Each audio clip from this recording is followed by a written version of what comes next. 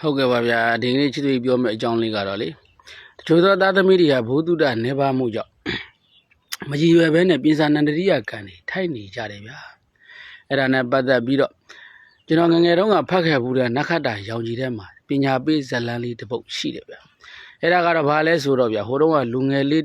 ဟိုတုန်းကမိန်းမီးခင်တယောက်မှာအမတန်လိမ္မာရေးကြရှိပြီးတော့ရိုးသားဖြူစင်တဲ့တားယောက်ျားလေးတယောက်ရှိတာပေါ့ဗျာ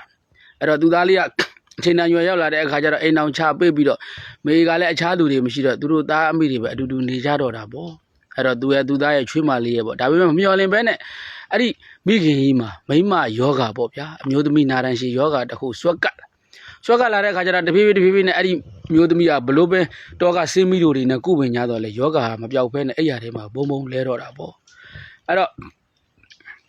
့အဲ့ရထဲမှာလဲတယ်ဆိုလို့ရှိရင်ပဲချွေးမနဲ့အတူတူနေရတာဖြစ်တဲ့အတွက်ချွေးမကလည်းကောင်းမွန်စွာချက်ပြုတ်ပြီးတော့မကြွေးလေတော့စားကျင်တာတွေလည်းမစားရတောက်ချင်တာမတောက်ရတဲ့အခါကျတော့ယောဂကမရှိသေးမဲ့နဲ့နာရန်ရှင်းနေတော့တာပေါ့ဗျာ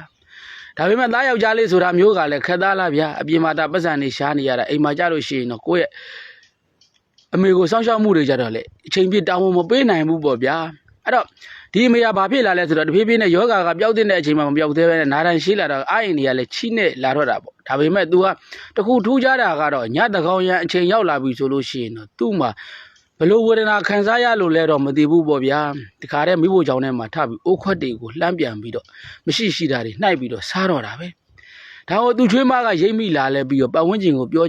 ပြီးတော့ပြတဲ့အခါကျတော့ပတ်ဝန်းကျင်ကတော့နေအမေဖုတ်ဝင်နေတာလို့ပြောတော့သူချွေးမကလည်းယုံပြီးတော့ဒါကသူ့ယောက်ျားကိုပြောတော့တာပေါ့ယောက်ျားတင်းရဲ့အမေဟာကျမ်းမာရေးမကောင်းတာမဟုတ်ဘူးတကယ်တမ်းကျတော့သူ့မှာလူသက်မရှိတော့ဘူးဖုတ်သက်ပဲရှိတော့တယ်အဲ့ဒါ तू ဟာတကယ်တမ်းကျတော့ဖုတ်ဝင်နေတာလို့ပြောတယ်ဟဲ့နင်ဘယ်လိုလုပ်သိလဲ तू ဟာညသကောင်ကြောက်အချိန်ရောက်လို့ရှိရင်မိဖို့ကြောင့်ထဲမှာထထားပြီးအိုးခွက်တွေကိုလှမ်းပြန်ပြီးတော့စားနေတာကိုကြုတ်တွေ့ရတယ်ရှင်ကတော့ပင်မလို့အိတ်နေတော့ဘယ်သိပါမလဲလို့ပြောတဲ့အခါကျတော့သူ့ယောက်ျားကိုရှင်တကယ်သိကျင်နေဆိုလို့ရှိရင်ညကြလို့ရှိရင်စောင့်ကြည့်နေလို့ပြောတော့သူ့ယောက်ျားကလည်းညကြတော့စောင့်ကြည့်တော့တာပေါ့အဲ့ဒီအချိန်မှာသူ့အမေကညသကောင်ချိန်မှာထလာပြီးတော့မိဖို့ကြောင့်ထဲမှာရှိတဲ့အိုးခွက်ပကံတွေကိုလှမ်းပြီးတော့မရှိတာတွေကိုစားနေတာကိုတွေ့တာပေါ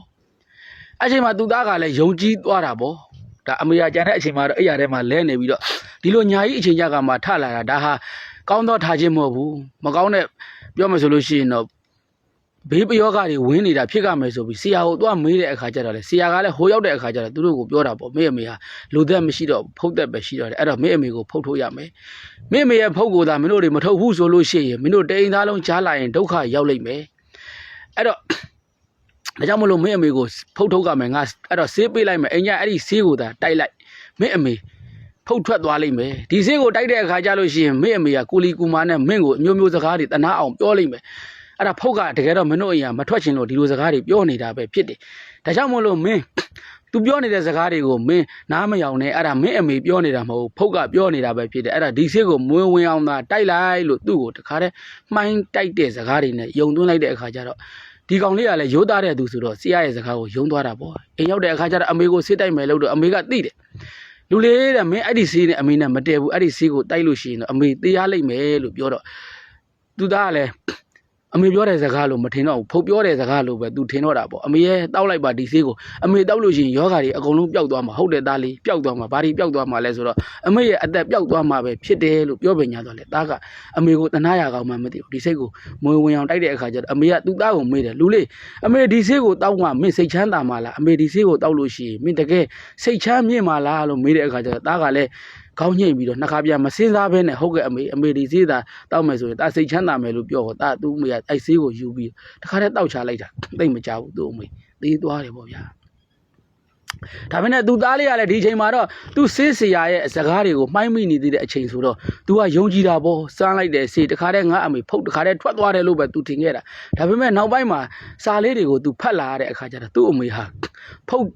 ထုတ်တဲ့ဆေးကြောင့်သေးသွားရတယ်ဆိုတာကို तू သိလာတဲ့အခါကျတော့ तू ဝမ်းနဲ့ကြည်ကွက်လာတာပေါ့ तू ကမအေကိုတတ်တဲ့သားတစ်ယောက်ဖြစ်သူ့ကို तू ဆွဆွဲချက်တွေတင်ပြီးတော့ပြင်စာနန္ဒရိယကံကြီးငါတော့ထိုက်ပြီဆိုပြီးသေတဲ့အထီကိုနောင်ထတွေသဲဆောင်တွားရောက်တော့တာပေါ့ဒီလိုအဖြစ်ဆိုဒီလိုဖြစ်စီမျိုးမှာလဲကျွန်တော်တို့ပတ်ဝန်းကျင်မှာလဲများစွာတွေ့နေရတာဖြစ်ပါတယ်တချို့သောလူကြီးတွေဟာအသက်တွေကြီးရင်လာတဲ့အခါကျတော့အာဟာရတွေကိုပြည့်စုံအောင်မမီဝဲရတော့အာဟာရတွေချိုးတက်လာတဲ့အခါကျတော့နာရရှည်ယောဂါတွေနဲ့အိပ်ရာထဲမှာဘုံလဲရတဲ့အခါတောင်မကျေတဲ့သားသမီးတွေဟာညူစူးလာပြီးတော့သူတို့ကိုဖုတ်ဝင်နေဆိုပြီးတော့တခါတည်းကျွန်တော်တို့တော့ကဘိန်းတော်ဆရာတွေနဲ့ပေါင်းပြီးဖုတ်ထုတ်တော့တာပါပဲ အဲ့တော့ဖုတ်ထုတ်တော့တယ်ဆိုတော့တချို့သောဆရာတွေကအပယ်မကြောက်ငရဲမကြောက်တဲ့ဆရာတွေဖြစ်တဲ့အတွက်ဖုတ်ထုတ်တယ်ဆိုလို့ရှိရင်ဒီလူကသေမာဖြစ်တဲ့အတွက်ဒီလူကိုကျွန်တော်တို့ကတော့သူတို့ကတော့သေအောင်လှုပ်လိုက်တယ်ဆိုရင်ဒါဟာဖုတ်ထွက်သွားတာပဲဖြစ်ပါတယ်အဲ့တော့ဒီလိုအဖြစ်ဆိုးမျိုးတွေနဲ့ညီလေးတို့ညီမလေးတို့တွေကြုံကြမယ်ဆိုလို့ရှိရင်ကျွန်တော်တို့တွေတခုစဉ်းစားရမှာကတို့တွေရဲ့မိဘတွေဟာတကယ်တမ်းသာဆိုလို့ရှိရင်အဲ့ဒီဖုတ်ကတို့တွေရဲ့မိဘတွေရဲ့ခန္ဓာကိုယ်တွေကိုဝင်နေတာဖြစ်တယ်အဲ့ဒီဖုတ်ကြောင့်တို့မိဘတွေကမသေးဘူးဆိုလို့ရှိရင်တို့တွေပျော်ပျော်ကြီးပြုစုရမှာမဟုတ်ဘူးလားဒီဖုတ်ကြီးကိုတောင်တို့တွေကကျေးဇူးတင်ရအောင်မယ်လေတို့တွေရဲ့မိတွေအဖတွေကိုသူတို့ကအသက်ရှည်အောင်ဆွဲဆန့်ပေးထားတာဖြစ်တဲ့အတွက်တို့တွေဘာတွေညူစုရမှာလဲအဲ့ဒီဖုတ်ဝင်နေတဲ့မိဘကိုတို့တွေခေါင်းရင်မှာတင်းပြီးတော့တို့တွေတစ်သက်လုံးမကိုးကွယ်သင်ဘူးလားကွာတို့တွေသေးသွားရင်လဲတို့တွေကတော့လေတို့တွေသေးသွားခဲ့ရင်တော့မှပဲအဲ့မိဘတွေကိုဆက်လက်ပြုစုဖို့အတွက်သေတန်းစာနဲ့အဲ့ဒိုသားသမီးတွေကိုဆက်ပြီးတော့ရေးခဲ့အောင်ပါမင်းတို့တွေဟောဒီကျမ်းနေတဲ့တို့ဖုတ်ဝင်နေတဲ့တို့ရဲ့အဖေအမေကိုမင်းတို့ပြုစုပါမပြုစုလို့ရှိရင်မင်းတို့တမိသားစုလို့ဒုက္ခရောက်ပါသေးဆိုတဲ့စကားမျိုးနဲ့တောင်ချစ်ဆွေကြီးကြေးသာတိုက်ခဲ့ခြင်းသေးတယ်တကယ်တမ်းကျတော့မင်းတို့တွေစဉ်းစားကြည့်ပါခန္ဓာရှိရင်ဝေဒနာရှိပါတယ်ရုပ်ရှိရင်ယောဂါရှိပါတယ်ဒီနှလုံးအိမ်ကိုဒီဖုတ်ကမပြည့်စည်အောင်သူထိမ့်သိမ့်ထားနိုင်မလားဒီအုံနောက်တွေကိုဖုတ်ကမပြည့်စည်အောင်ထိမ့်သိမ့်ထားနိုင်မလားစားသမျှအစာအာဟာရတွေကိုအဲ့ဒီအစာအိမ်တွေကပိုးတွေမသေးသွားအောင်အဲ့ဒီဖုတ်ကြီးကထိမ့်သိမ့်ထားနိုင်မလားကွာတကယ်တမ်းအုံနောက်နဲ့ယုံကြည်ပါတကယ်တော့မဖြစ်နိုင်တဲ့အရာတွေကိုတို့တွေရဲ့ဘုဒ္ဓနေပါမှုကြောင့်တမားပြောတဲ့စကားတွေပတ်ဝန်းကျင်ကပြောစကားတွေမရဲမကြောက်တဲ့ဆရာတွေရဲ့ပြောစကားတွေကိုတို့တွေကယုံပြီးတော့အဲ့ဒီဖုတ်တွေကိုထုတ်လိုက်မယ်ဆိုလို့ရှိရင်တော့တို့ရဲ့မိဘတွေကိုတို့တွေတတ်နေတာနဲ့များတူးနေမလားတကယ်လို့များဖုံးမဟုတ်ဘဲနဲ့တို့ရဲ့မိဘတွေအစ်စ်တွေတာဖြစ်ခဲ့မယ်ဆိုရင်တို့တွေရဲ့လုံလပယောဂအကြောင်းတို့တွေရဲ့မိဘတွေကတေးသွားရတယ်တို့တွေရဲ့လုံလပယောဂတွေကြောင့်မိဘတွေကဆုံးရှုံးသွားရတယ်ဆိုလို့ရှိရင်တို့တွေလောက်မိုက်တဲ့သူဟောဒီလောကကြီးမှာရှိပါအောင်မလားကိုမိဘကိုကိုတန်းတဲ့ကိုပြန်တတ်တဲ့တလိ္ဆန်ဆိုတာတောင်မရှိပါဘူးတို့တွေကလူသားတွေဖြစ်ပြီးတော့တို့ရဲ့မိဘတွေကိုတို့တွေပြန်တတ်နေတယ်ဆိုလို့ရှိရင်တို့တွေတဲ့မိုက်တဲ့သူရှိပါအောင်မလားအဲ့ဒါလိုမျိုးပဲအဲ့ဒီတို့တွေအသက်ခံရတဲ့မိဘတွေဟာဘလောက်တောင်ဝမ်းနေလိုက်မလဲငယ်စဉ်တောင်ကြီးကလေးဘဝတွေကနေပြီးတော့မှတ်ချင်ရင်မတန်းရအောင်ပြုစုလာပြီးတော့ဘဝလက်နှလုံးပခုံးလက်နှစ်သိကနေပြုစုလာခဲ့လိုက်တာသူတို့တွေအိုးလာတဲ့အခါကျတော့တို့တွေကသူတို့ကိုမကြွေးမွေးနိုင်လို့တတ်မှတ်လိုက်တဲ့စကားကဖုတ်တယ်လားကွာအဲ့တော့တို့ပတ်ဝန်းကျင်မှာဒီလိုအဖြစ်မျိုးတွေတွေးနေရပြီဆိုလို့ရှိရင်ပညာလေးတွေနဲ့စဉ်းစားဆုံးဖြတ်ကြပါလို့ကိုယ့်ရဲ့ညီလေးညီမလေးတွေကိုဒီဗီဒီယိုကြီးနဲ့ချစ်ဆွေကြီးကလာပြီးတော့တတိပေးပြောကြရခြင်းဖြစ်ပါတယ်ကွာအားလုံးကိုကျေးဇူးတင်ပါတယ်နော်